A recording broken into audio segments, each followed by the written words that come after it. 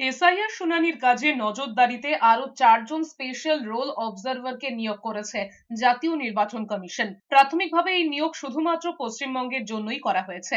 কেন্দ্রীয় সরকারের বিভিন্ন মন্ত্রক থেকে ওই আধিকারিকদের দায়িত্ব দেওয়া হয়েছে। রাজ্যে এসআইআর প্রক্রিয়া তদারকির জন্য ইতিমধ্যে বিশেষ রোল অবজারভার হিসেবে সুব্রত গুপ্ত দায়িত্বে রয়েছেন। এই 4 স্পেশাল অবজারভাররা হলেন বিকাশ সিং, রতন বিশ্বাস, সন্দীপ রেওয়াজ রাঠোর, ডক্টর শৈলেশ। এসআইআর শুনানির কাজ তদারকি করবেন 4 জন নতুন রোল অবজারভাররা।